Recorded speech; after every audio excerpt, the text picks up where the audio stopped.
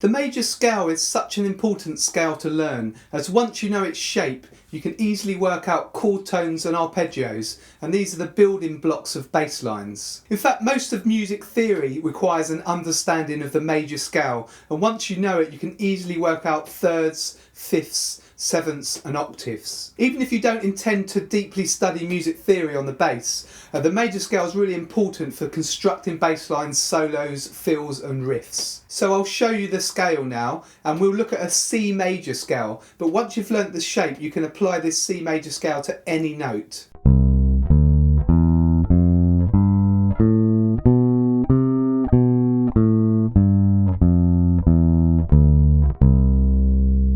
This is the fret diagram for a major scale, showing you what fingers to use. And this is the fret diagram for C major scales, showing you the note names.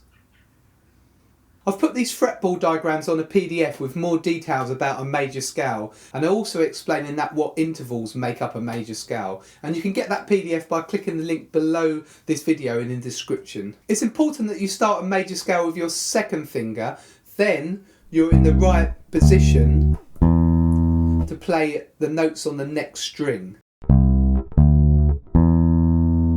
Okay, so if you started with your first finger, you'd have to jump along. So with your second finger, you can stay in position for the whole scale. When I first learnt the major scale on the bass guitar, I found it really useful to break it down into 3 patterns with the finger numbers. So I did 2-4, 1-2-4, 1-3-4.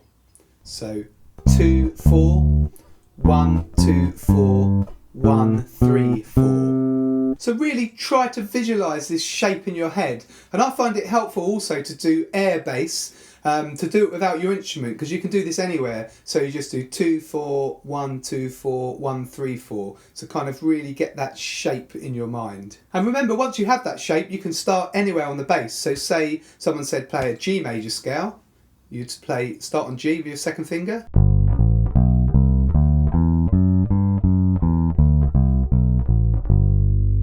Someone said start on B.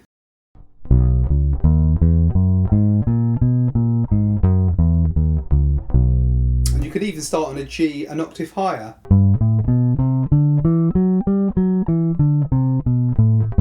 So you can play that shape anywhere on the bass. Once you know the major scale, you can find the major third. So again on C, you just play the third note.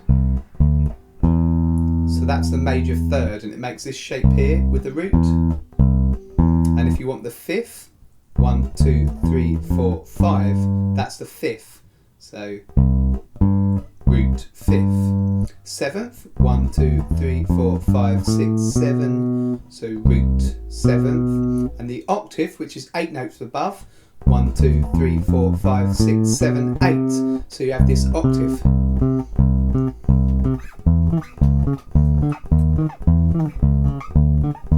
And octaves are used a lot for disco bass lines. Now if you're interested in learning a bit more about thirds, fifths, octaves and sevenths, these essential shapes, then I've made a video, 5 essential fretboard shapes for bass guitar, and you can get it by clicking in the corner here. So that explains in more depth about these intervals. If you want to play C major scale 2 octaves, then I suggest starting on the E string. So you've got C here, which is the 8th fret of the E string. So you just stack 2 major scales on top of each other to get 2 octaves.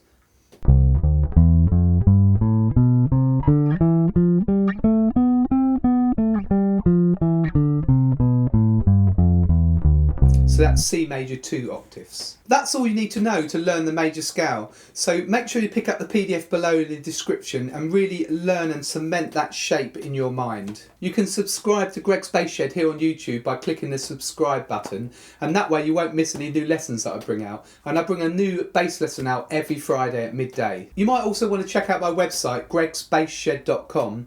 I've got more bass resources over there, a mailing list you can sign up to, and a free members area where you can chat with other bass players, and I put some specific resources in there for you. And the link is below again in the description. Please like and comment below this video. I'm always interested to hear what you think of the lesson, or if there are any other bass resources that you'd like to see more of. This is Greg from Greg's Bass Shed. I'll see you in the next lesson.